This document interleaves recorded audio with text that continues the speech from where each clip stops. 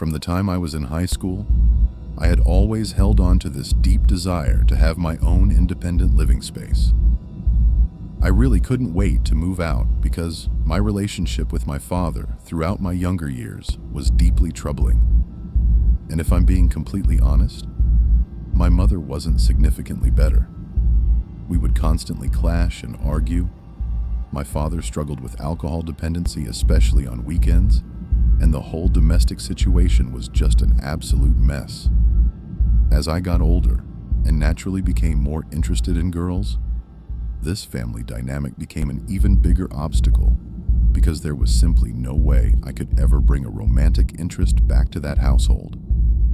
So driven by all of this, I took the earliest opportunity available and moved out when I was just 19 years old, which happened to be while I was attending college. I didn't go away to university though. Instead, I chose a local commuter school that wasn't too far from home. My parents refused to financially support me, attending an out-of-state institution. So I spent considerable time on Zillow, Facebook, and Craigslist searching daily. And when I finally came across a rental that seemed both promising and actually affordable, I immediately went to check it out in person. The layout of the place is really important to this story, so let me describe it for you now. When I first walked through the door, I was greeted with an open living room and dining area that formed one continuous space. Adjacent to that was the kitchen, which was separated by a wall to access the single bedroom in the apartment. You had to walk down a hallway that also contained two separate closets. I ended up using one of them as a pantry and the other as general storage. The bathroom door was also positioned along this hallway. The bedroom itself was quite generous in size. It easily accommodated a queen-sized bed with room to spare. It had 2 additional closets, and I was able to fit a couple of dressers and even a television in there comfortably without it feeling cramped. I was immediately sold on the place, especially considering the rent was very budget-friendly. I moved in the following month, and initially, life seemed fine. A few months went by without incident. One evening, I went out in town with some friends, and we happened to run into some girls we knew from around. I ended up bringing this girl back to my place whom I had known for a while through school but had never really spent time with in that way before. I'll just call her Sammy. We ended up spending the evening drinking at my apartment and watching a movie together. But that's really all that happened between us. She didn't want to take things any further than that on our first night hanging out, and I completely respected that boundary. We eventually moved to the bedroom to finish the movie we had started watching in the living room. And I think we both just passed out from the alcohol at some point during the film. The next thing I remember was waking up to footsteps out in the hallway. It was still the middle of the night, and when I looked to my side, I was alone in the bed. I jumped up and looked down the hallway, where I saw Sammy quietly gathering her belongings from the couch. She was attempting to leave quietly to avoid any awkwardness the following morning, and I understood that completely. So I didn't say anything and simply went back to bed quietly. I eventually heard her walk out the front door. Just to be thorough, I called out Sammy to double check, but there was no response, which confirmed she had left. I got back into bed relatively quickly and drifted off to sleep again. Probably another hour or so had passed when I woke up to a loud noise. I immediately shot up in my bed, and my heart began pounding intensely. I called out Sammy's name again. Still no response. I was honestly pretty scared to get out of bed and investigate. So instead I picked up my phone and texted Sammy's number, asking if she was still in my house. I realized that was kind of a weird thing to ask, but I was genuinely frightened in that moment. I looked at my bedroom door, which was still open because I had been too lazy to close it after Sammy left. I was definitely still a little bit intoxicated from the shots we had been taking in the living room, but I could have sworn I saw something wrapped around the door frame. My breathing intensified significantly. Even now, I can't quite believe I had the courage to do this. But I swiped down on my iPhone to bring up the control panel and pressed the flashlight button. With my phone still pointing at the door frame, I suddenly realized there were two hands gripping the frame. But the moment they were revealed by my light, whoever those hands belonged to tightened their grip and then immediately pulled out of sight. The scream I had been holding back for those few seconds finally came out. Mixed with cries of pure dread, I screamed out, "Get out! Get out!" over and over again. By the time I finally got up and looked down the hallway, it appeared empty. I immediately flipped on the light switch. After a few minutes of catching my breath and listening intently for any sounds, I built up the courage to check the hallway closets and bathroom, and they both appeared clear. I then moved to the main living area, and trust me, there really weren't many places to hide in there. I held my phone as if it were a weapon as I crept toward the nearest light switch and turned it on. I felt instantly better when the living space was illuminated, but I still had the kitchen to check. I crept toward the opening that led to the kitchen and flicked that light on as well, finally lighting up the entire apartment. There was no one here.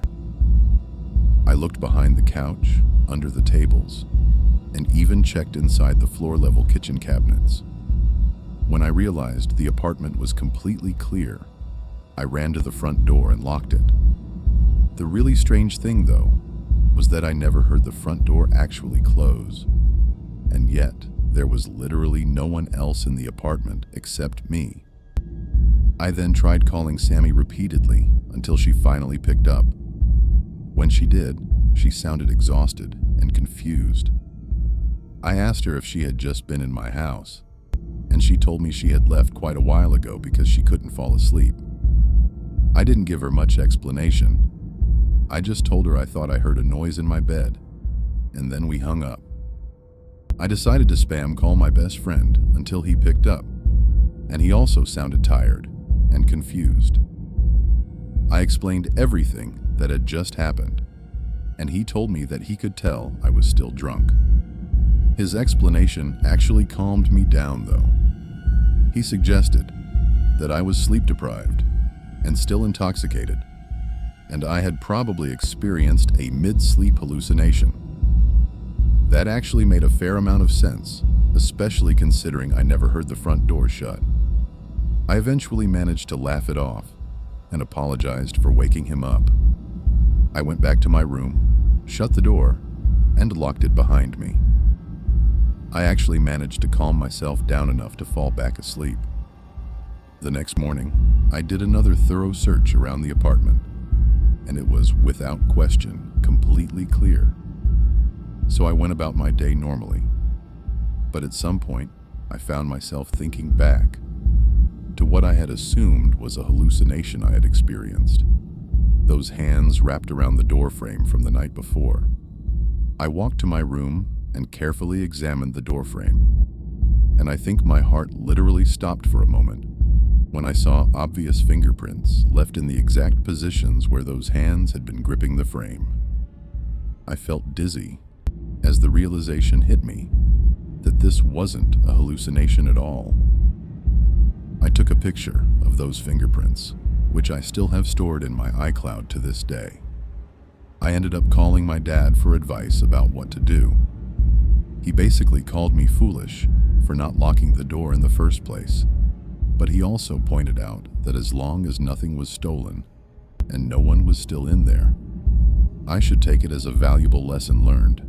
To be honest, nothing my dad said during that phone call was untrue, and that's what bothered me most. I still have no idea who came into my apartment that night, and I have absolutely no clue what they were thinking by doing something so disturbing and creepy. But after my year-long lease came to an end, I moved on to a different apartment and upgraded my living situation. And I never looked back at that place again. The second story, the parents' house. My parents' house never really felt like a proper home in the traditional sense. My father was constantly traveling for work, and my mother was always out with her friends, staying over at my aunt's house, or doing something else where she'd come home very late or not come home at all. I know that probably sounds kind of messed up, but it was just the reality of my situation. It wasn't like they abandoned me or anything like that. It was more that they were perpetually busy and constantly somewhere else. So starting from when I was around 16 years old and continuing beyond that, I essentially lived by myself. I ate dinner alone on most nights. I watched television alone, and there would be entire weekends where I was the only person in the house.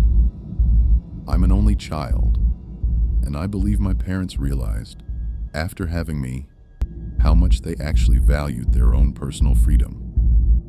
Because of this, I did suffer in certain ways, which is something I feel more acutely now that I'm an adult. But when I was younger, I actually loved it because it gave me a sense of freedom, having such a large space all to myself. I could do whatever I wanted without my parents looking over my shoulder constantly, and I didn't have to share the space with any siblings. I could invite friends over and play games late into the night. I could talk to girls on the phone without feeling embarrassed or self-conscious.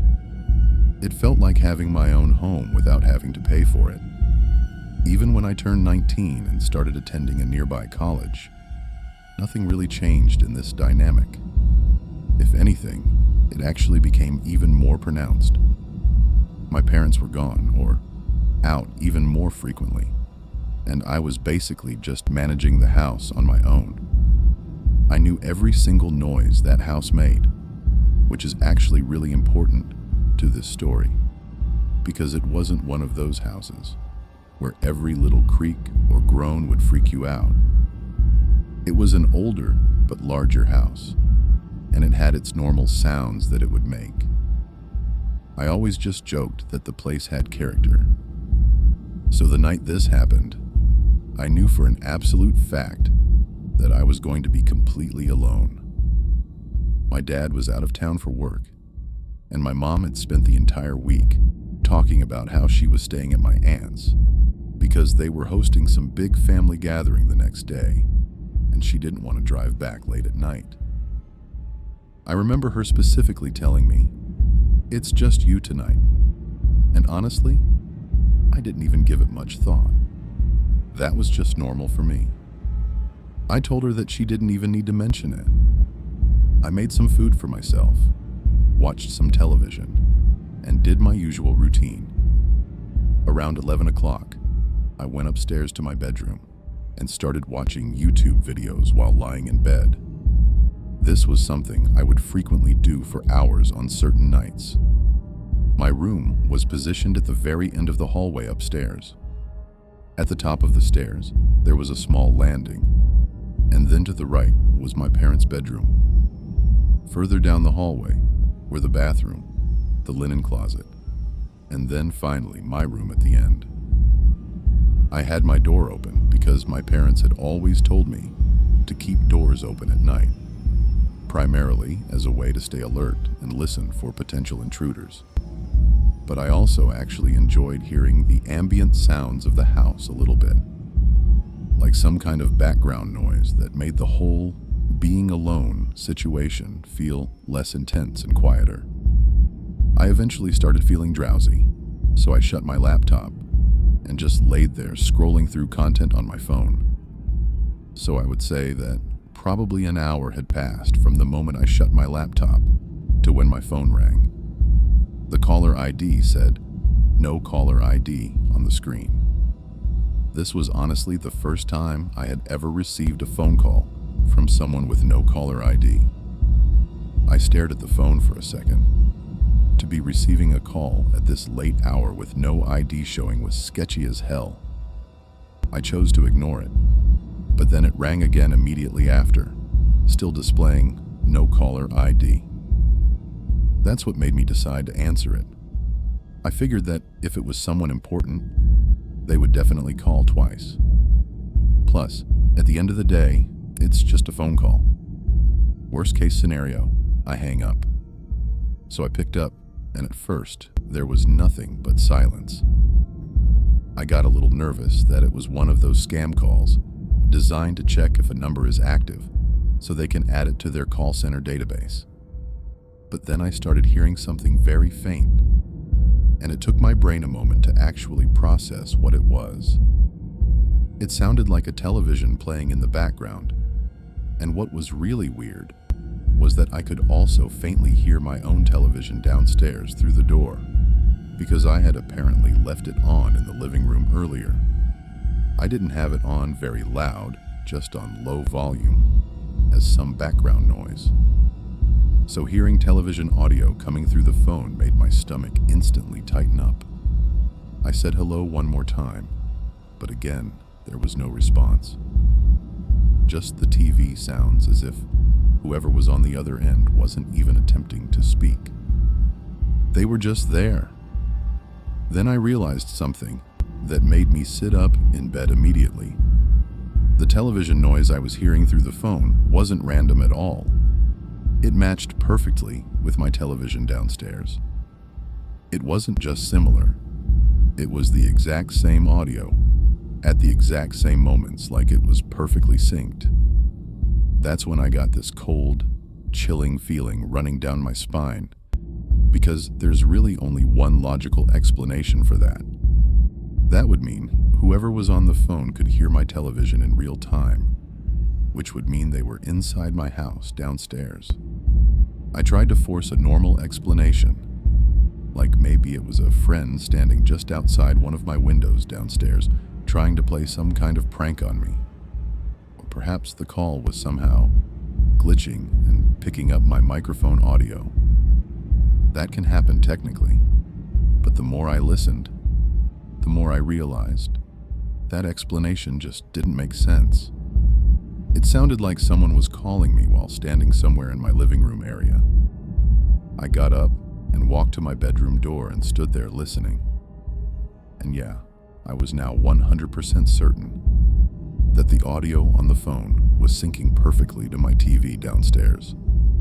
In hindsight, this was probably pretty dumb, but I screamed out, "Who's down there?" Because deep in my mind, I thought for sure it must be a friend or family member playing some kind of practical joke. And then the line just went completely dead. They hung up. By this point, my mouth had gone completely dry. I couldn't even call the number back because it was an anonymous call. I walked out into the hallway toward the stairs and looked down. I could still hear the television playing in the living room. And then there was a creak. It sounded like the wood floor creaking under the weight of a person. But if that didn't confirm everything, the moment I heard someone clearing their throat downstairs, that's when everything instantly became 10 times more real. I could no longer lean on that glitching phone theory, even though deep down, I already knew that excuse was complete nonsense anyway. I went back to my room and quietly closed and locked the door. My mind started racing. What if my dad was testing me, seeing how I would react in a potential home intrusion situation? Or maybe my Uncle T. So I called my dad, but he didn't answer. He probably was already asleep by that time. It was around 11:30, so I called again and again, but had no luck getting through. I decided to try my luck with Uncle T, and he picked up on the second ring. I could tell he was already in bed. He asked why I was calling, and I prefaced by telling him this might sound crazy, and then I dropped the bomb and asked if he was downstairs in my house. I remember vividly his exact response and his tone as he said, "Steve, what the hell are you talking about?" When I elaborated on what had happened, he told me that this definitely sounds like something his brother, my dad, would do. While we were still on the phone, my phone suddenly started vibrating. I looked at the screen and saw no caller ID displayed again. I begged my Uncle T to stay on the line for just a moment. I was putting him on hold while I picked up the other call. He agreed, so I answered the other call. As I said hello, there was the same silence as before. This time I didn't hear the television sounds on the other end. What did that mean? It seemed like they had put the phone on speaker mode because I could hear their footsteps. They were moving, and the footsteps perfectly matched the footsteps I suddenly began hearing outside of my bedroom door. I prayed with everything in me that this was my dad messing with me. Then my doorknob jiggled, and whoever was on the other side tried pushing the door. Thank God it was an old, heavy door with an old, heavy lock. The sound still synced with what I was hearing on the phone. Whoever was on the other side of the door knocked on it. I had a sudden thought to merge the two phone calls together, and when I did, I yelled into the phone for my Uncle T, saying, "It's not my dad. Get here now."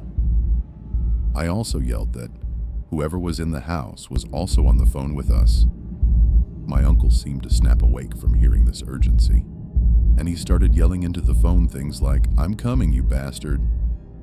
The no-caller ID person hung up the phone, and I heard footsteps move away from my door. This basically confirmed it was definitely not my dad. My uncle told me to stay in the bedroom and not come out. He was on his way to the house right now. I wasn't a little kid anymore, but I also wasn't some big, muscular guy. I was just a skinny 19-year-old kid. My uncle knew I was in danger. He started heading over to the house immediately. We lived in the same town at the time, but those 7 minutes he took to get to the house felt like the longest 7 years I'd ever experienced. I eventually heard the familiar voice of my uncle screaming downstairs. Finally. So I rushed out of my room and headed downstairs. Having him there made everything feel significantly better and safer. We called the police together while searching around the house for any stolen items. The television in the living room was still on. Before the police arrived at the house, we discovered that the kitchen window was completely wide open enough for someone to have crawled through it. That information was of course relayed to the police, who, when they arrived, did what I would imagine to be a standard police search of the premises, asking us to lead them around the house but from behind them. We cleared the entire house, and whoever had been in there initially was no longer present. After the cops were finished searching, they asked to see the no-caller ID calls in my recent call history.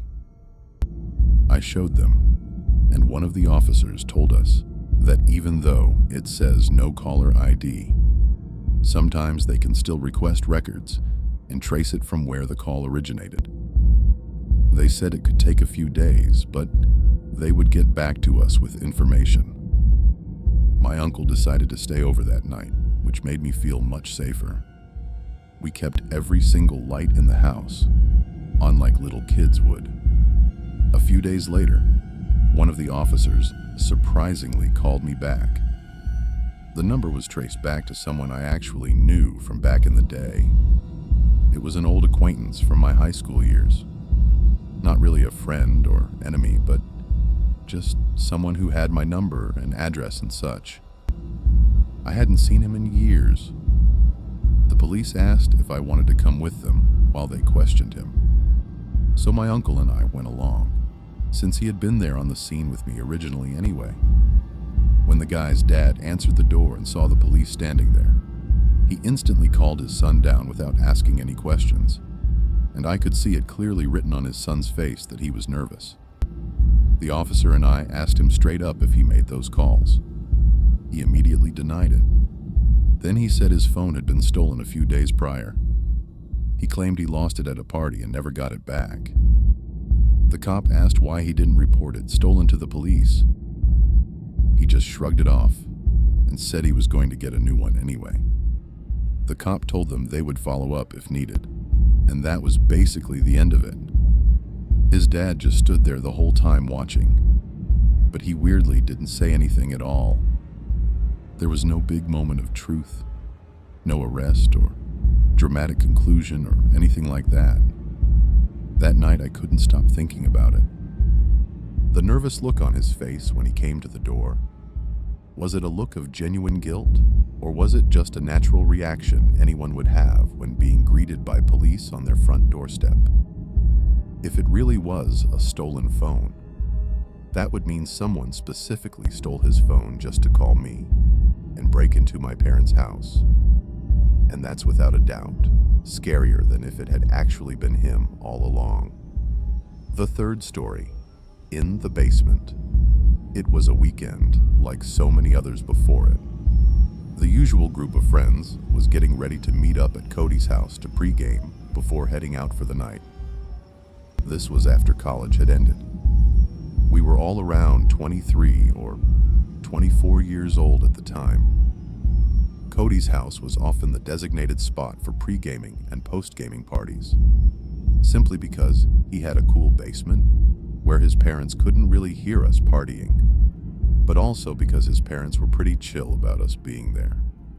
It was just the four of us going out to some local bars that night. There was Cody, Randy, Jake, and myself. When all four of us were finally there, we decided on who was going to call the Uber, and once we had sorted that out, we headed out. Fast forward several hours later, we'd been to a bunch of dive bars, and then a dance bar, and eventually, Cody and I decided that we'd had enough and wanted to head home. We were tired and needed to call it a night. Randy and Jake were planning to stay out later and continue partying. Cody called the Uber back, I think, and he offered me the pull-out couch in the basement when we arrived at his place. He came downstairs with me to help me set it up, and while we were down there, we played a quick game of Madden. Honestly, I've always been terrible at Madden, so he completely dominated me, and I really didn't want to play again. I was tired and just wanted to sleep the alcohol off before I made my hangover situation even worse than it already was going to be. Cody went back upstairs and shut the door behind him, and I was left alone in the darkness of the basement. The only things that kept that basement from being complete and total darkness were the lights from the cable box clock under the television, the actual standby light of the television itself, and a slight green glow emanating from a Heineken mini fridge on the other side of the basement. That mini fridge also happened to produce some weirdly relaxing white noise that would help me fall asleep, so things faded to black as I passed out like a baby. A drunk baby. I woke up and it was still dark. I didn't know what time it was, but I knew it was still late at night or super early in the morning, whatever you want to call 3 or 4 in the morning. My mouth was extremely dry, cotton-mouthed dry, to the point where I could barely move my lips. I stupidly hadn't thought to bring down a bottle or a glass of water before going to sleep. After consuming all that alcohol, it was no surprise that I had woken up so thirsty. I just really didn't want to get up, though. It's a very familiar and relatable, conflicting feeling that anyone who's woken up hungover and thirsty has definitely experienced before. I tried to ignore the thirst at first. I rolled over to get a look at the Heineken fridge to see if there was anything in there, but it just contained alcohol. And then, for whatever reason, my eyes suddenly darted to the other corner of the room. I felt like my eyes might be playing tricks on me at first, but I could swear I was looking at some kind of black mass sitting in the corner of the room. A black mass that I didn't remember seeing there at any point before. I tried to wait for my eyes to adjust better to the darkness, expecting the black mass to turn out to be some coat hanging on a coat rack, or something similar. But the longer I stared at it, the more I realized it was actually moving. It was a person. There was definitely a person in that corner. The amount of self-control I had to exercise to not scream out was absolutely insane.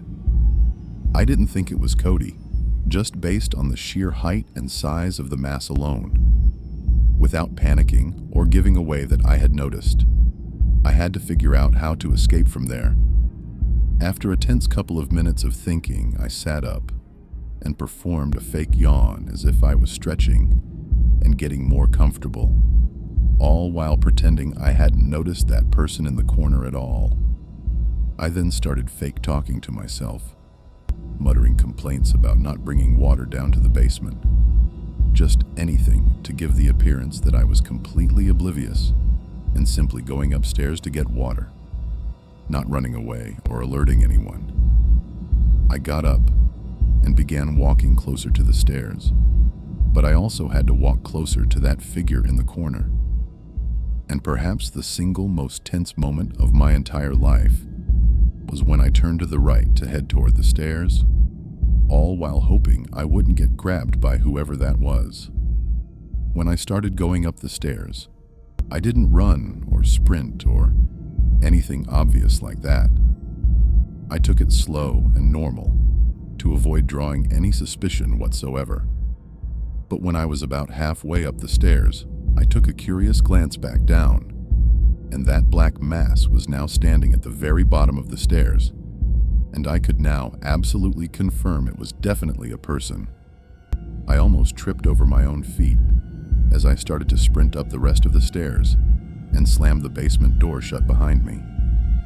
I then started running up the next set of stairs to the upper level of the house, heading toward Cody's room, where I shook him awake and yelled at him that there's someone in the basement and that he needs to wake up his dad immediately.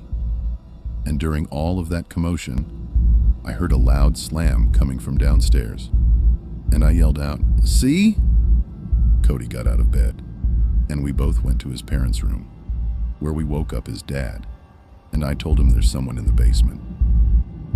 He got right out of bed without even asking any questions, and ran down both sets of stairs to the basement, noting that the basement door was now completely wide open. And when I mentioned that I had shut the basement door, Cody's dad yelled at Cody to call the police immediately, and Cody did. We also quickly noticed that the back door to the house was now wide open as well. So when the three of us were finished looking through the basement, we all rushed to the backyard to search, then checked the front yard, and then even searched the neighboring yards, all while Cody was still describing everything that was going on to the 911 operator. I'd say we were searching for about 15 minutes before the police finally arrived on scene, and then they conducted their full search of the property and formally wrote up a complete report for the incident. By the end of the night, there were some neighbors who had woken up and come outside asking if everything was okay. At that point, I was completely sobered up, absolutely terrified, and I just wanted to go home and get away from everything. So as soon as the cops left the scene, I went inside to talk with them for a bit. Then I said goodbye and called an Uber to take me home, refusing Cody's offer to drive me home instead. I was worried about them that night, but there was absolutely no way I was sleeping in that basement after what had just happened. In fact, I never did sleep in that basement again after that night. We would still have pregame parties and stuff there, but the feeling in that basement had definitely changed for a while after that incident, where I would always find myself glancing at that corner of the basement and just thinking back to that night, to that black mass.